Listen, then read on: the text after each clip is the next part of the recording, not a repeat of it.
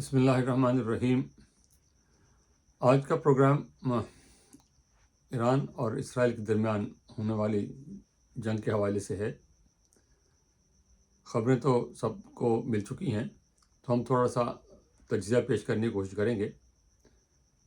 बुनियादी बात तो यही है, वो जो इकबाल ने कहा था कि है जुर्म ज़ईफ़ी की सज़ा मर के मफाजात।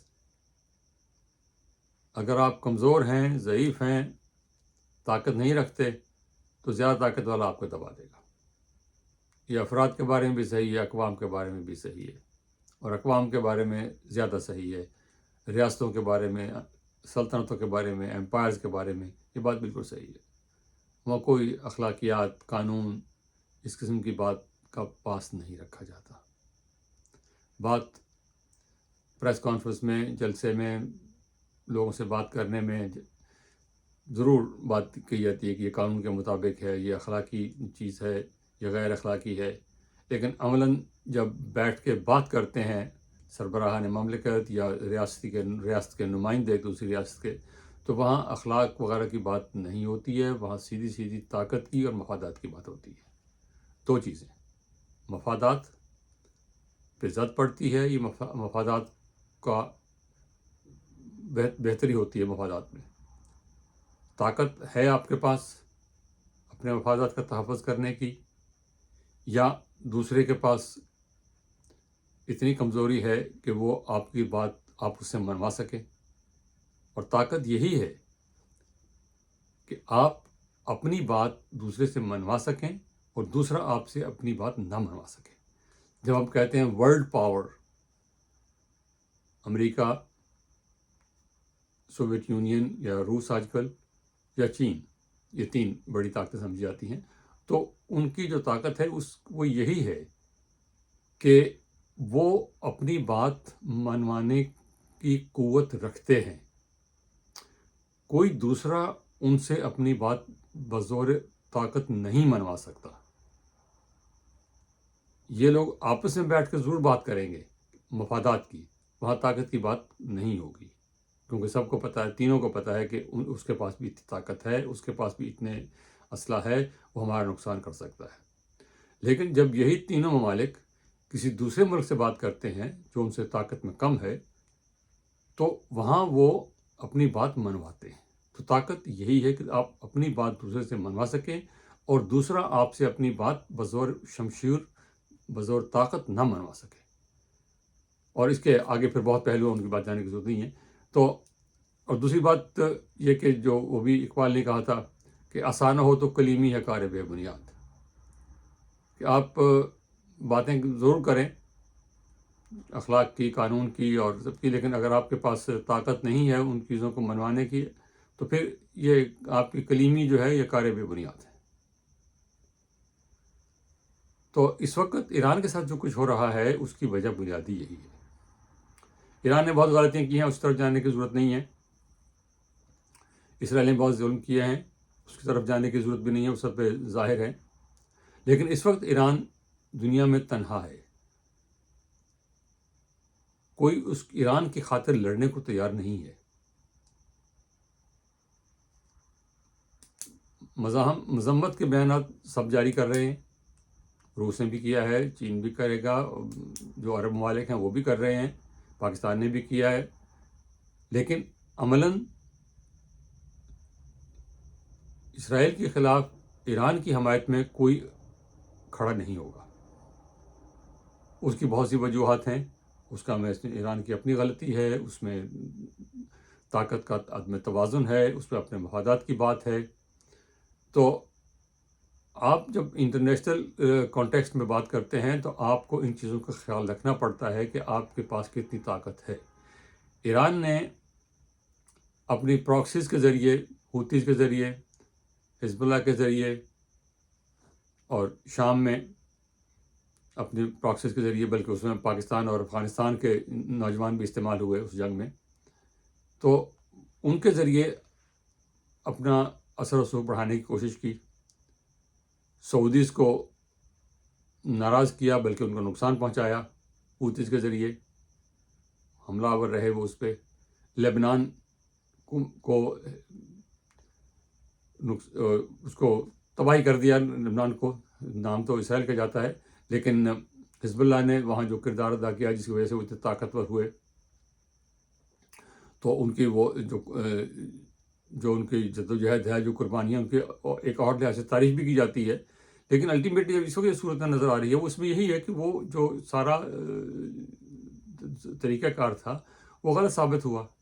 شام میں ایک بالکل غیر مقبول حکومت کو پروان چڑھانے کے لیے, اور یہ نعرہ لگایا کہ مذہب کا نعرہ لگایا کہ بی بی زینب کی حفاظت کرنے جا رہے ہیں, اور افغانستان اور پاکستان سے نوجوانوں کو لے کر وہاں گئے اور وہاں جنگیں کی.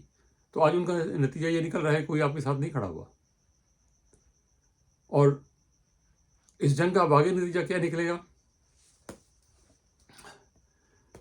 اگر یہ جنگ پھیلتی ہے, اگرچہ امکان کم ہے کیونکہ اسرائیل جس طرح حملے کر رہا ہے اور ایران جس طرح اس کا جواب دے رہا ہے, اس سے لگتا یہ ہے کہ شاید رجیم چینج کی بات ہے. اسرائیل ایران کے اندر بہت دور تک دخیل ہو چکا ہے. اس کی بہت سی مثالیں پہلے بھی ہیں. کئی سالوں سے ایران کے اعلیٰ ترین جو سائنسدان ہیں, ایٹمی سائنسدان, ان کو سڑکوں میں مارا گیا اور آج تک کوئی شخص گرفتار نہیں ہوا. اس کے بعد اسماعیل ہانیہ جو حماس کی طرف سے صلح کے مذاکرات کر رہے تھے, وہ ایک انتہائی محفوظ جگہ پر اپنے کمرے کے اندر مارے گئے. اور کل بھی یہی ہوا ہے کہ ایران کے ٹاپ کمانڈرز, ٹاپ کے سائنسدان, وہ اپنے گھروں میں, اپنے کمرے میں, اپنے بیڈ روم میں مارے گئے ہیں. اور ان کو جو میزائل لگے ہیں, جو ان کو جس اسلحے سے ان کو مارا گیا ہے, وہ اسرائیل سے فائر نہیں ہوئے, وہ ایران کے اندر تہران کے پاس موساد کے لوگ بیٹھے ہوئے تھے. یہ خود انہوں نے کہا ہے, انہوں نے وہاں سے فائرنگ کی ہے. اور ایران کے جو معلومات ہیں, جتنی اس کے انٹیلیجنس ہے, وہ بہت مضبوط ہے. اور دو چیزیں سامنے آئی ہیں, انٹیلیجنس, مضبوط انٹیلیجنس. آپ کو یہ پتا ہے کہ اس کا ٹاپ کمانڈر, جس کی ٹاپ کی سیکیورٹی ہے, کہ وہ رات کو کس کمرے میں سویا ہوا ہے. اور صرف ایک کا نہیں, دو کا نہیں, 10-20 کا پتہ ہے. اور ان کو تو وہ ہیں جو مارے گئے ہیں. باقی کیا ان کے منسٹرز کا, ان کے جو رہبر ہیں, ان کے جو باقی ان کے بارے میں معلوم نہیں ہوگا ان کو. تو انٹیلیجنس. دوسرا, الیکٹرانک وارفیئر, کہ پریسائز جگہ پہ جا کے بم لگتا ہے. پوری بلڈنگ میں سے صرف ایک کمرے میں جا کے بم لگتا ہے. یہ الیکٹرانک وارفیئر ہے. یہ ہم نے اس کا مظاہرہ اپنی پاکستان ہندوستان کی لڑائی کے درمیان بھی دیکھا. تو امریکہ کی براہ راست اس میں انوالومنٹ نظر نہیں آتی.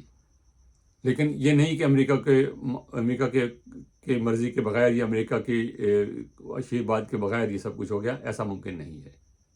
پریزیڈنٹ ٹرمپ خود کہہ چکے ہیں کہ مجھے سب پتہ تھا. 2 دن پہلے جو امریکی ڈپلومیٹس ہیں ان کو وہاں سے نکالا گیا, عراق سے اور قریبی علاقوں سے. جو نان اسینشیل اسٹاف تھا سب کو نکال لیا گیا. وہ نظر آ رہا تھا. نیو یارک ٹائمز نے کئی دن پہلے خبر دی تھی, وال اسٹریٹ جرنل نے خبر دی تھی کہ جنگ ہونے والی ہے. لیکن ایک طرف سے یہ خبریں آ رہی تھیں, ساتھ میں یہ خبر آ رہی تھی کہ مذاکرات ہو رہے ہیں. ابھی اتوار کو مذاکرات ہونے والے تھے دوحہ میں. تو ایران شاید اس غلط فہمی میں رہے کہ مذاکرات ہوں گے. اور ایک جگہ کہا بھی, رائٹرز کی خبر تھی, ایک جگہ کہا بھی کہ یہ صرف جو جنگ کی باتیں ہیں صرف ہم پہ نفسیاتی دباؤ ڈالنے کے لیے ہے, ورنہ ہم مذاکرات کی طرف جا رہے ہیں. امریکہ بھی یہ کہتا ہے کہ مذاکرات ہو رہے ہیں. اور اسرائیل بھی یہ تاثر دیتا رہا کہ مذاکرات ہو رہے ہیں, ہم امریکی اپروچ کا انتظار کر رہے ہیں. جبکہ وہ مکمل طور پر تمام تیاری کر چکے تھے. ایران کے اندر جگہ جگہ پر وہ ان کے ایجنٹس موجود تھے, اسلحے کے ساتھ موجود تھے. اور ہم نے ابھی دیکھا کہ یوکرین نے جس طرح روس پہ کچھ دن پہلے ایک بڑا تباہ کن حملہ کیا اور بڑی دور تک اس میں حملہ کیا, اور انہوں نے بھی یہی کیا کہ ڈرون جو تھے وہ روس کے اندر اسمگل کیے، اور یہ 18 مہینے ان کو لگے سارا کچھ کرنے میں، اور اسرائیل نے جو کچھ کیا ہے اس میں بھی ان کو بہت عرصہ لگا ہے۔ وہ 1 دن کا، 2 دن کا، 10 دن کا، مہینے کا کام نہیں ہے، وہ سالوں کا کام ہے، اور وہ تیاری ان کی تھی، اور جب ان کو ضرورت پڑی ہے انہوں نے ان کو چلا دیا ہے، اور ایران اس انٹیلیجنس کو پکڑنے میں ناکام رہا ہے۔ اب اس کا اگر ہم پاکستان کے لیں گے، پاکستان کے لیے اس میں کیا سبق ہے، تو پاکستان کے سبق اس میں یہی ہے کہ انٹیلیجنس پہ توجہ کی جائے، ملک کے اندر اس پہ نظر رکھی جائے، کیونکہ ایران میں جو کچھ ہوا ہے وہ باہر سے آ کے لوگوں نے نہیں کیا، خود ایران کے لوگوں نے کیا ہے۔ یہ ہو نہیں سکتا کہ اتنے ٹاپ کمانڈر جو ہیں ان کے ارد گرد جو لوگ موجود ہیں وہ ان میں سے کسی نے نہ کیا ہو، یہ انہی میں سے کیا ہے، یہ خبریں انہی میں سے ملی ہیں۔ اور اگر 1953 میں ہونے والے محمد مصدق جو اس کا وزیر اعظم تھے، ان کے خلاف جو کارروائی ہوئی اس کی تفصیلات اگر آپ دیکھیں کسی بھی جگہ، آپ ویکیپیڈیا میں دیکھ لیں، 53 کا جو ایران میں جو بغاوت ہوئی تھی وہ کیسے ہوئی تھی، وہ خود ایران کے اندر لوگ تھے جو وہ بعد میں وزیر اعظم بنے، جو بعد میں جن کو نوازا گیا، اور وہی تھے، ان کے مذہبی رہنما بھی شامل تھے، کاشانی ان کا نام ہے، وہ بڑے سینئر عالم تھے، وہ اس میں اس سازش میں شامل تھے، اور باقی جو عام سیاستدان، تاجر اور بہت سے لوگ شامل تھے۔ اصل تو محرک اس میں امریکہ اور برطانیہ تھا، اصل برطانیہ تھا، امریکہ بعد میں سپورٹ کرنے لگا ان کو۔ تو آج بھی جو کچھ ہو رہا ہے وہ اسی کا ریپیٹ ہے، اسی کو دہرایا جا رہا ہے۔